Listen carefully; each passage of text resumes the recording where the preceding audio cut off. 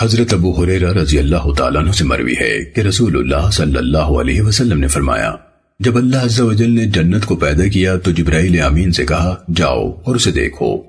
چنانچہ وہ گئے اور اسے دیکھا، پھر آئے تو کہا اے میرے رب، تیری عزت کی قسم، اس کے متعلق جو کوئی بھی سنے گا اس میں داخل ہونا چاہے گا۔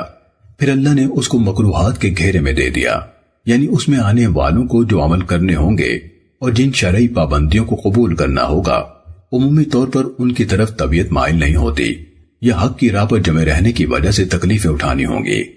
پھر فرمایا جبریل جاؤ اور اسے دیکھ کر آؤ۔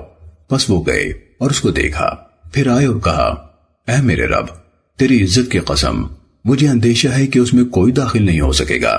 آپ صلی اللہ علیہ وسلم نے فرمایا، پھر جب دوزخ کو پیدا کیا تو جبریل سے کہا جاؤ اور دوزخ کو دیکھ کر آؤ۔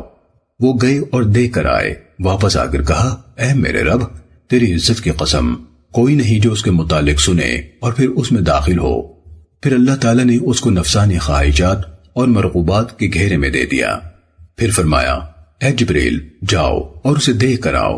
وہ گئے اور اسے دیکھا، پھر آئے اور کہا اے میرے رب، تیری عزت اور تیرے جلال کی قسم، مجھے اندیشہ ہے کہ اس میں داخل ہونے سے کوئی بھی نہیں بچ سکے گا۔ سنن ابو داود حدیث نمبر 4744۔ حضرت ابن عمر رضی اللہ عنہما نے بیان کیا، رسول اللہ صلی اللہ علیہ وسلم نے فرمایا، بلا شبہ تمہارے آگے محشر میں ایک حوض ہے، اس کے کنارے اس قدر لمبے ہیں جیسے جربہ اور ازرح کے مابین فاصلہ ہے۔ یہ علاقہ شام کے 2 مقام ہیں، ان کے درمیان پرانے زمانے میں 3 راتوں کے سفر کا فاصلہ تھا۔